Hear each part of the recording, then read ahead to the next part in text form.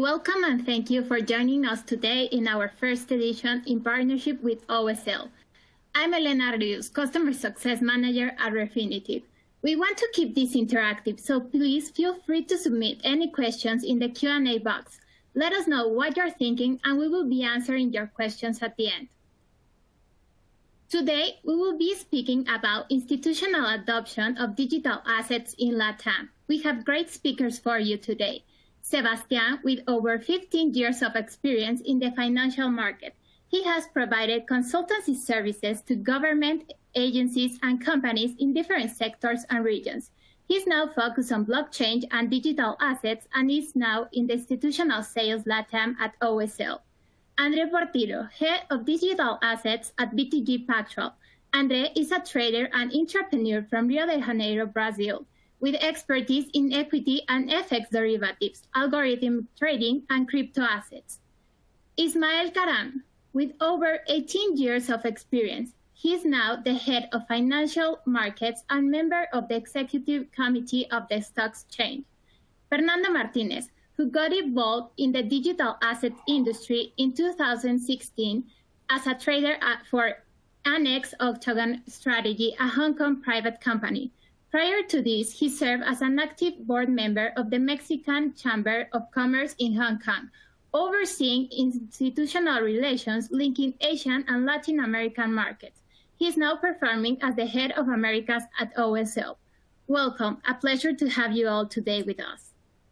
I would like to start asking Fernando to give us a little bit of context about OSL and what markets they are currently focused on. Thank you, Elena, and welcome everybody. As mentioned, I'm Fernando Martinez. I'm head of the Americas for OSL. OSL is the leading institutional-focused digital asset platform in the market. We have been in this space since 2013. We are headquartered and leaders of Asia. We offer 4 products and services: brokerage, exchange, custody, and software as a service. We were one of the first businesses in Asia to be publicly traded, one of the first digital asset-focused businesses to be publicly traded. We are right now listed on the Hong Kong Stock Exchange. Also, we were the first ones in the world to have PwC as our auditor. Most importantly, and most recently, we were the first ones to receive a regulated license by the Securities and Futures Commission of Hong Kong. 3 highlights of our products and services. First of all, the brokerage. We provide billions of dollars worth of liquidity on a monthly basis to institutional clients, where our electronic execution capabilities and deep understanding of digital markets allow our clients to participate in a regulated and compliant fashion. Our exchange is the only one regulated right now in Hong Kong, and this obviously puts us in a very beneficial position towards our institutional clients. Our custody, as I mentioned, is fully insured and offers military-grade infrastructure vaults. Our software as a service, which is our technology solutions to banks, is where we sell our technology to the banks. Here, our biggest client is DBS, Southeast Asia's largest commercial bank. Now, as you might have understood, we are leaders in Asia. However, 2 years ago, we started our operations in America, and here we focus on 6 markets, starting in this order of importance: US, Brazil, Canada, Colombia, Argentina, and Mexico. Here we offer the full breadth and depth of our products and services. Today, the Americas business represents 30 to 40% of the company's revenues. Thank you, Elena. Thank you, Fernando. That's interesting. I would like to understand and share with the audience, how has this category assets been evolving in our region? Could you give us a big picture of North America? And Sebastian, could you guide us through Latam? Absolutely, that's a very good question. So first of all, we all know that North America is very dynamic and active in the digital assets, right? It constantly fights with Asia for the number 1 or number 2 space. In US, there's gonna be a timeline that I'm gonna walk you through. So first of all, 2015, we saw the infrastructure companies being set up. Coinbase, Kraken, Grayscale, they are the early OGs. In 2017, we saw a lot of crypto hedge funds that started to deploy capital in this industry.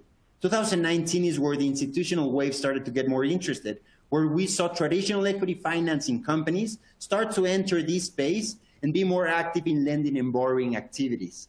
This gave birth to, as well, the digital asset native companies that offer yield and custody solutions such as BlockFi and BitGo. In 2020, we saw traditional funds started to deploy capital, and a lot of banks started to announce that they were going to be participating in this space. Now, 2021 has been a stellar year.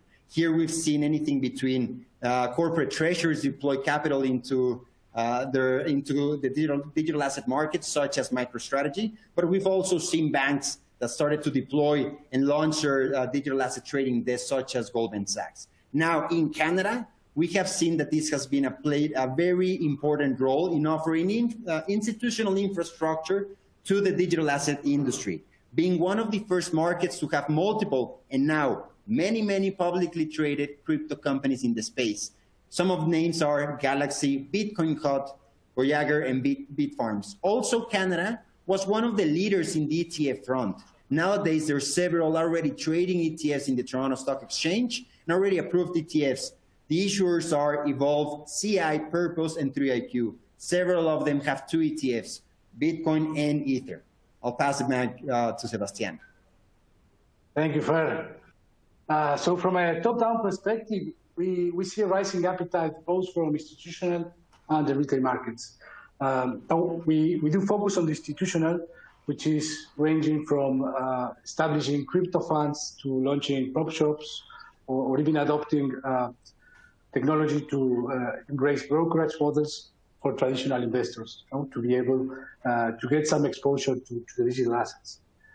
On the retail side, we see Argentina and Brazil as the biggest markets in the region, but also Mexico and Colombia are ramping up their volumes a lot. And going top-down in specific countries, let me begin with Brazil, Argentina, and Colombia. Brazil is quite relevant in its retail ecosystem. It's one of our core focus markets. We see a significant ecosystem of funds. Actually, more than 3 asset managers released crypto funds this year. I'm sure Andre Portillo will comment further on this. BTG has launched its own cryptocurrency fund. Then in April, we saw the first Latam ETF in the region, enhanced by Hashtags, which is ramping up significantly.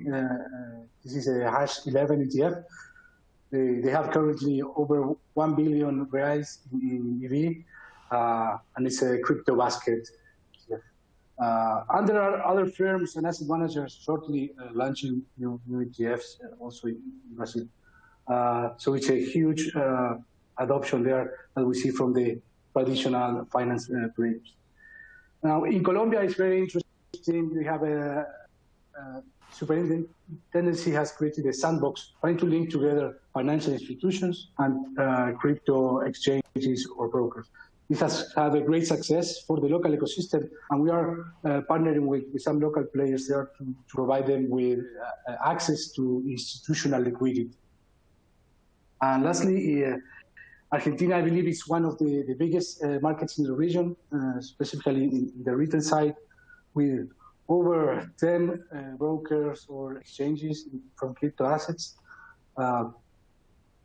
And the most significant development so far is linked to Matba Rofex, which Ismael is going to comment on the Bitcoin index and futures. But also, we see a huge impact in the narrative of the corporates looking to have exposure to the digital assets, mainly in Bitcoin. The biggest example of this is Mercado Libre, right? Last week, they announced purchasing participation or having exposure on the treasury. So we see all these kind of engagements and different venues to access liquidity. What we are seeing across the board is that fintechs, banks, traditional equity brokers, investment firms, and asset managers, they say, we know digital assets have come to stay. They're not going anywhere. And we need to start building this capacity because all our clients are asking us about how they can get exposure to these assets. So we are seeing institutional demands for this. For the investors, it's more a question on demand form than the listing company.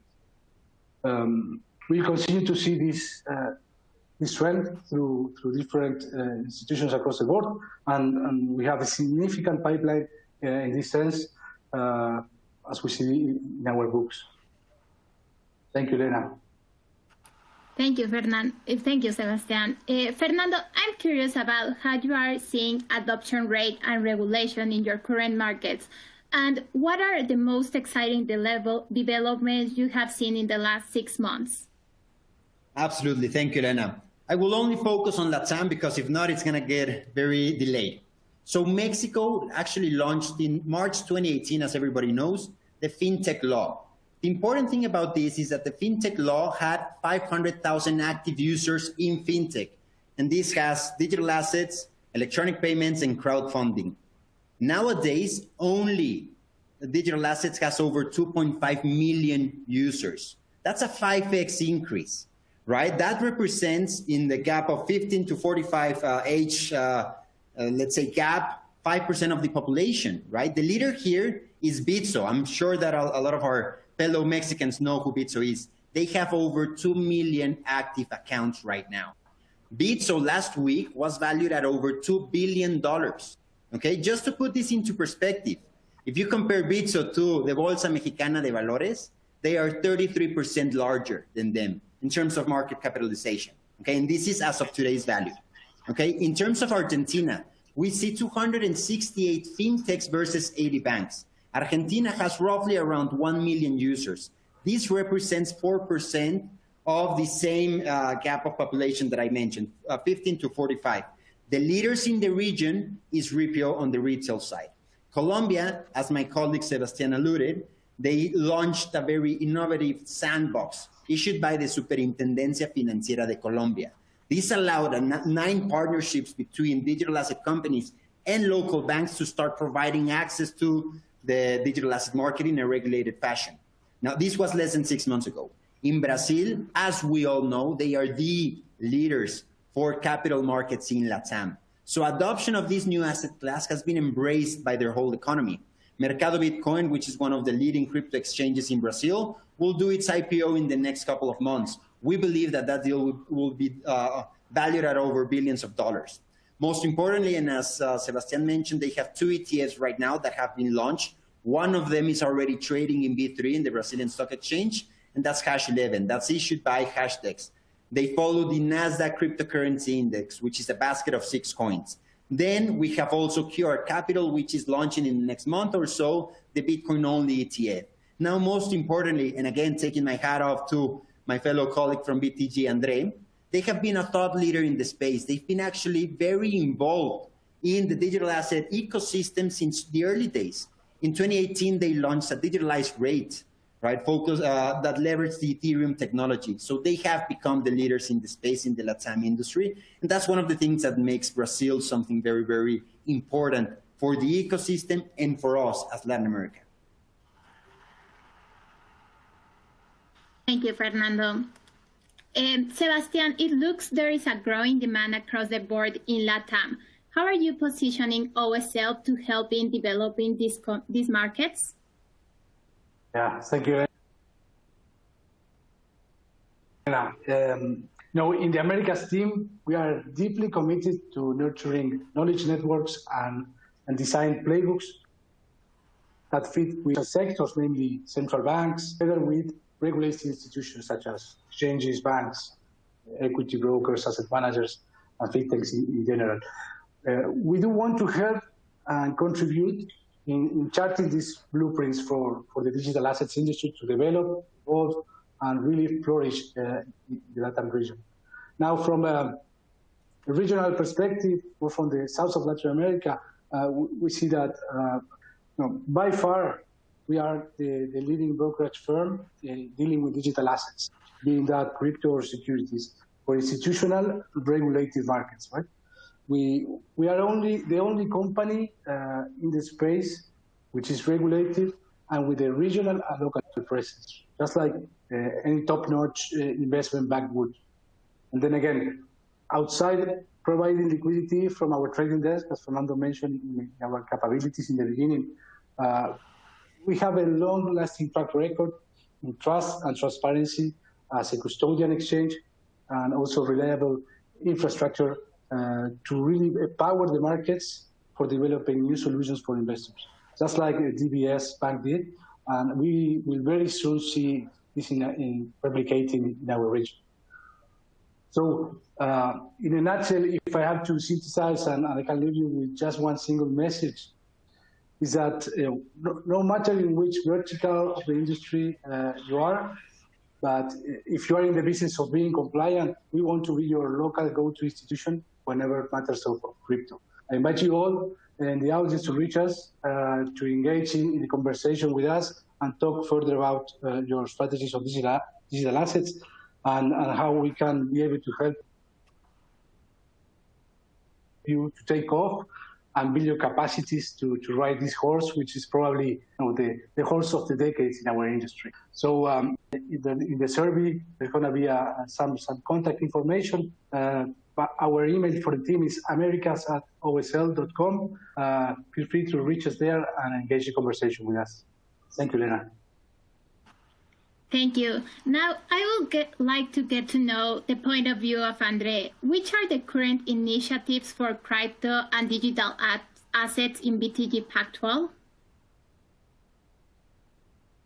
Hi, Lena. Hi, everybody. Thanks for having me here. And we start engaging in the, let's say, the crypto universe back in 2017, as Fernando mentioned. First, on a more like a trading perspective. Then after we realize a little bit more the power of the technology, we launched a security token back in 2019. It was the first security token issued by a bank in the world. We basically tokenized a portfolio of distressed real estate in Brazil, and we distribute that for international investors. That was like a pilot project to really understand more the distribution and technology. It was a very successful experience. It was a small offering, but was a very successful in terms of what we learned in the process. And since then, we continued to develop in terms of a tokenization platform, talking a lot with local regulators. And more recently, we launched the first Bitcoin fund by a bank in Brazil. Launch a Bitcoin fund for retail investor that invests 20% of the assets under management in Bitcoin. We are about to launch in the end of this month a second fund, which will have 100% exposure to Bitcoin. And then we have more several other fronts cooking here that we will be released at the market as soon as the time gets. Okay, so we are very excited to be part of this new technology, this new industry, with partners like OSL, and to try to help to improve the space and bring what this new technology and this new asset class can bring to the investment world. Thank you, Andre. As you were mentioning, a big trend in the industry is linked to asset tokenization. What's your perspective for this type of developments in Brazil? And we are true believers in tokenization. Okay, it is our understanding that the technology is way more efficient to issue financial instruments, equity, debt, hybrid instruments in a token format. Okay, we have several challenges in terms of regulation, especially. But we believe that capital markets will follow the road to tokenization as soon as regulation allows us to do. Okay. We have a very proactive regulators right now in Brazil. Okay, we have sandbox structures already built by the CVM, which is the local security regulator, also the central bank, and also the insurance regulator. And it is their understanding that the regulators in Brazil are very pro-innovation, okay? Of course, technology goes first, right? And then regulation follows. It's impossible to regulate something before the technology is a little, at least a little more mature than we have today. But we are very optimistic in the space, not only because we see the regulators moving in the right direction, and also the technology has a lot to evolve, but it's already good enough for us to bring new products to the market, and to make everything that we are currently doing with our legacy financial system in a more like efficient and cheaper way. Okay, I think that should be the objective of any new technology. Thank you, Andre. I want to know about Ismael. We know Matba Rofex has great initiatives around digital assets to generate index and future for digital assets. Can you share some more details about this?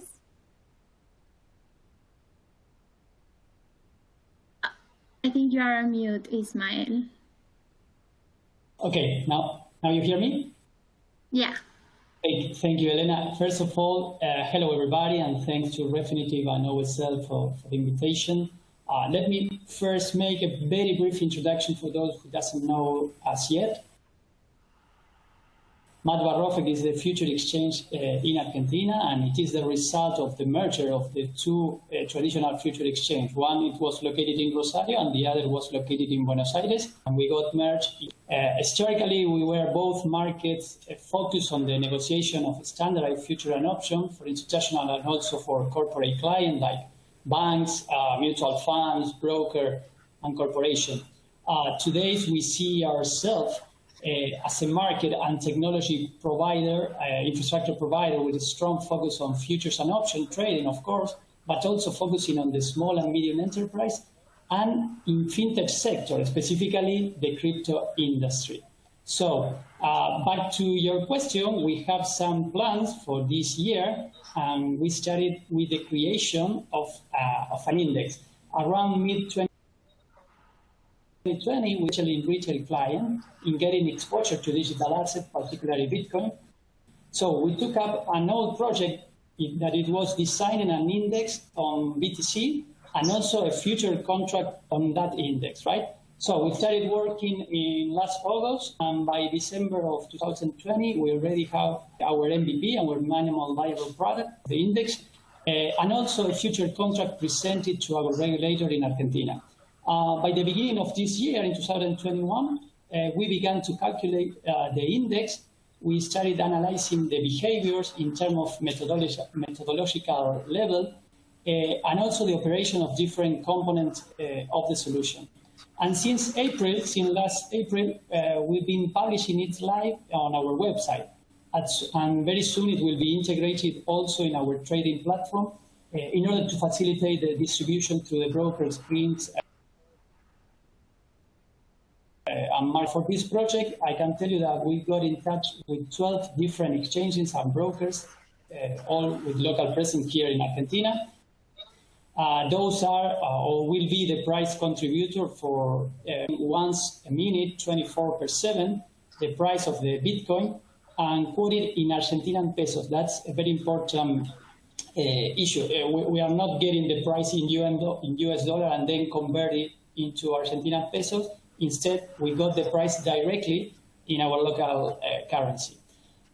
We have designed a very robust calculation methodology following the IOSCO principles for the creation of indices, and everybody can find it online in our website. Regarding the future contract, we have presented 0.1 BTC size contract, like the CME call it a micro future. And it is quoted, as I said, and settled in Argentinian pesos. We expect to get the approval this year. Thank you, Elena. Thank you. And since you were talking about digital assets, I would like to know what other initiatives are in the roadmap ahead for Matba Rofex. Yes, that is important to mention that we create a crypto roadmap for this year. Those are a series of initiatives and projects that we would like to develop and to unfold in this 2021. Besides the creation of the index, as I said, and also the future contract, we are actively participating through the Argentine FinTech Chamber in very different initiatives to develop adequate regulation for the sector. Right now, there are two initial exchanges. Both are being discussed with the local industry as a whole, and we are a part of it. Also, we are investing from our venture capital vehicle in companies linked to the crypto sector, like Velo Cash, which is a payment system, payment wallet, and others. And of course, we are having plans for the future. In the short-term future, we are considering accepting Bitcoin as a first step, as an accepted collateral for open futures position with our CCP. Right now, we only accept securities like stock, bonds, mutual funds, and fiat instruments like USD and pesos transfers in our account. But as I said, we are planning to support also Bitcoin in our wallets. And last, we are analyzing offering different crypto services to company and institutions in Argentina, like custody, tokenization, or even we are thinking about becoming an oracle, right? And of course, we will continue investment to make investment in this fascinating industry. Thank you. Great insights. Now we'll pass to the Q&A section. Please keep posting your questions in the Q&A box. I have here one for Andre. MicroStrategy, Tesla, and now even Mercado Libre have treasury management strategies, including Bitcoin. What's your view about large firms in the traditional finance space incorporating digital assets into their balance sheet? Well, I think I cannot say that it's a consolidated trend, okay? But we might be moving in this direction, okay? More specifically in Brazil, I think Mercado Libre was the first one to disclose an allocation in Bitcoin just last week. They are more, how would say, tech company that, might do this step maybe before other companies. But what we see in Brazil is that Brazil is a very sophisticated financial market, and but it tends to follow a lot what happens in the US, okay? So whatever happened in the US tends to happen in Brazil with some delay from 2 to 10 years, okay? So it is my expectation that we're going to see more and more companies starting to allocate small portions of their cash in Bitcoin and other cryptos, okay? Again, I cannot say there is a consolidated trend because the market's very hot. We need to see when prices move more down a little bit if the trend will continue. But I think definitely is something that we should pay attention, okay? Perfect, thank you. Here we have another question, and it says, what's your view on the price for Bitcoin and Ether by end of the year? And someone from OSL? Sure, I can jump in. Thank you, guys. So we never give forecasts of Bitcoin prices. As you can imagine, that can go two sides. But I can give you some insight of what we believe might happen in the future, right? Either medium term or long term. Right now, Bitcoin represents roughly about 10% of the gold market cap. Okay, the gold market cap sits around 10 to $11 billion, $11 trillion. Right now, Bitcoin is $1 trillion. right? So we do believe that it's going to continue gaining market share in the long term versus gold. Okay, if you believe that it's going to be 2-3x, which would represent 20 to 30% of that, that is some way that you can forecast it, right? We are definitely bullish and do believe that this is just the beginning of this new asset class, right? However, by year end, who knows? Right now in Ether, we're going to see that Ether right now represents roughly about 40% of Bitcoin's market cap. Right now it's sitting at around $400 billion. Okay, again, Ether is very different from a technology perspective than Bitcoin. Ether is a decentralized computer, right, which we believe will continue growing. If you want to compare Ether towards the rest of those companies, such as Apple, right, that are also focused towards technology, Apple right now is over $1 trillion, right? So you can see that there's a lot of room for growth there. Perfect. Ismael, here I have a question for you. What's your view on the adoption of digital assets by institutions and retail in Argentina? I would like to say first that institutional investors have a fiduciary duty to the client. So in order to understand the move, we need to approach what those final clients are demanding from them. In the case of corporate clients, we had several meetings with different mutual funds from Argentina, and what they find is that those corporate clients are looking for diversifying their portfolio. It is proven how you can stabilize your portfolio, adding uncorrelated instrument to it. They are also looking for dollarization of their portfolio through the use of stablecoin. And of course, also looks for hedging against domestic inflation. This kind of client, the corporate, doesn't want to face any custodian risk, so they prefer to get exposure through a mutual fund. At the end, the mutual fund, it kind of works like a buffer, since they face several restrictions regarding regulation, portfolio instruments, and also access to FX market. That is why I think the mutual funds are, at least in Argentina, are eager to have local instruments to invest in. Then you have the human investor. What we can see is that there are many qualified individual and professional traders communities here in Argentina speaking every day on social networks about crypto, opening accounts on different crypto exchanges, shifting their mind or their focus, and also the trading activity, of course, from traditional products to digital asset exchanges, where the UX, the user experience, and the liquidity are unrivaled, at least for the traditional.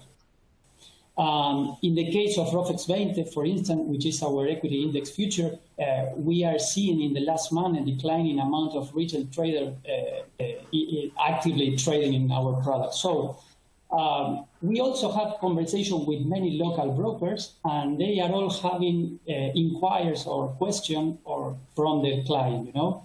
These brokers are trying to offer crypto assets in different ways. For example, making associations with another crypto brokers or exchange, or even setting up a new broker, a crypto broker from scratch. Beyond the final client, what we see, Elena, is that there are many developments that may disrupt the way we deliver value as a future exchange.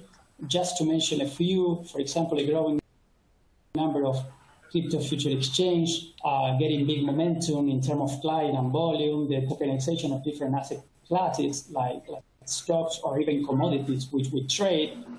And of course, as I always say, we see that the world is changing rapidly. As a traditional entity and with a business model with a high risk of being disrupted, we have to be in permanent contact with emerging trends. That's why is because of the final client demand, as I said, and also because of this continuous innovation, is that we have designed what I called before the crypto roadmap. Sorry, I was a little bit long in my answer. No, that's perfect. Thank you. Here we have another question for Andre, and it says, how has BTG handled the custody of assets for its ETFs?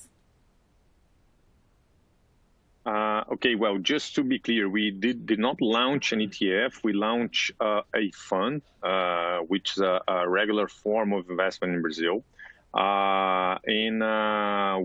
The custody is done right now by Gemini in the US.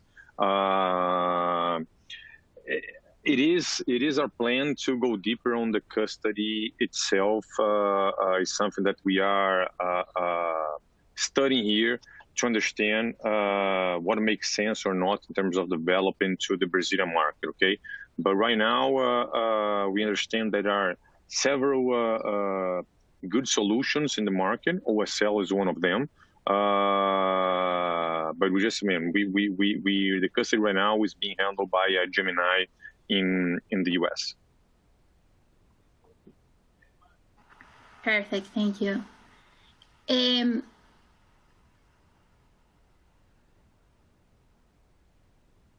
I see more questions here, but I don't know if we are going to have time to answer all of them, but please keep posting them and we will reach out to you via email to answer all of them. I want to thank our panelists today. Great insights, great discussion. Thank you. I just want to highlight for our clients, if you're a client of Icon or Workspace, you may access our cryptocurrency app where you will have access to all of our news and insights, and we will be adding more information to the app over time. So we invite you to access via Icon or Workspace. Please fill out the survey before you leave. We want to know what you think and what subjects do you want us to discuss in our future sessions. Thanks everyone for joining us today. Have a great day. Thank you very much. Thank you, Elena. Thank you very much. Thank you, everybody.